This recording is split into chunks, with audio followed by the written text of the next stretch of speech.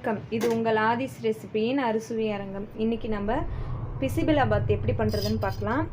இதுக்கு வந்து ஒரு வாணலில் நெய் எடுத்து வச்சுருக்கேன், அதை வந்து ஆட் பண்ணிக்கலாம்.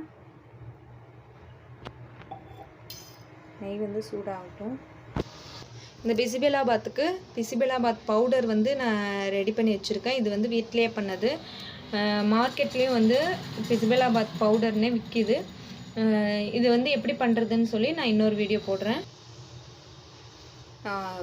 நெய் வந்து சூடாயிடுச்சு. அதில் கொஞ்சமாக கடுகு பொரிஞ்சிருச்சு. இப்போ வந்து நம்ம ஒரு 10 முந்திரி கிட்ட எடுத்து வச்சுருக்கேன், அதையும் ஆட் பண்ணிடலாம்.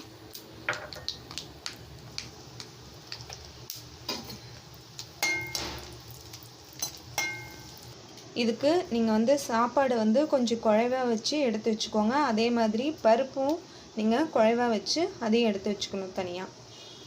முந்திரி வந்து நல்லா செவந்த மாதிரி வந்துருச்சு. இதில் வந்து நம்ம கொஞ்சமாக மஞ்சத்தூள் ஆட் பண்ணிக்கலாம். அடுத்தது கருவேப்பிலை, கொஞ்சமாக கொத்தமல்லி ஆட் பண்ணிக்கலாம். இதில் வந்து காய்கறி வேணுன்னா நீங்கள் வந்து ஆட் பண்ணிக்கலாம். நான் வந்து இன்றைக்கி காய்கறி போடலை. உங்களுக்கு காய்கறி போடணுன்னா எல்லாமே ஆட் பண்ணிக்கோங்க. என்னென்ன காய்கறி வேணுமோ அதெல்லாம் நீங்கள் வந்து சாம்பார் சாதத்துக்கு ஆட் பண்ணிக்கலாம். இப்போ இதில் நான் வந்து கொஞ்சமாக ஒரு சின்ன சைஸு நெல்லிக்காய் அளவுக்கு நான் புளி எடுத்து வச்சுருக்கேன், அதை வந்து கரைச்சி வச்சுருக்கேன், அதை இதில் ஆட் பண்ணிடுவேன். இது கூட நம்ம தேவைக்கேற்ப தண்ணி வந்து ஆட் பண்ணிக்கலாம். தண்ணி ஆட் பண்ணிவிட்டு இது வந்து கொஞ்சம் கொதித்து வரட்டும். அதுக்கப்புறம் வந்து நம்ம சாம்பார் தூள் ஆட் பண்ணிக்கலாம். இதுக்கு தேவையான அளவு உப்பு ஆட் பண்ணிக்கணும்.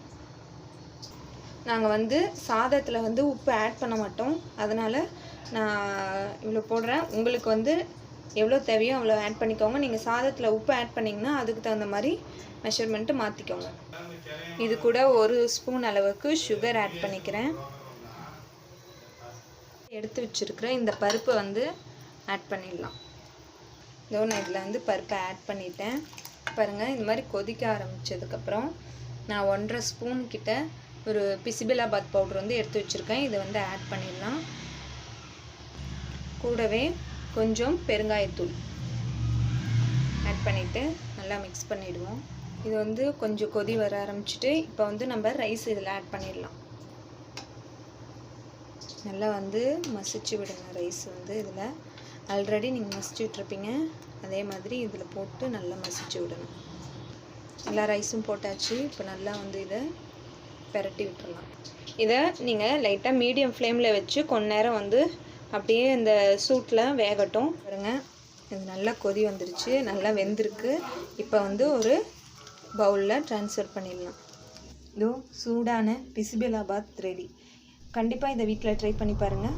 இந்த வீடியோ உங்களுக்கு பிடிச்சிருந்தா மறக்காமல் ஆதிஸ் ரெசிபிக்கு சப்ஸ்கிரைப் பண்ணுங்கள், லைக் பண்ணுங்கள், உங்கள் ஃப்ரெண்ட்ஸுக்கு ஷேர் பண்ணுங்கள். தேங்க்யூ.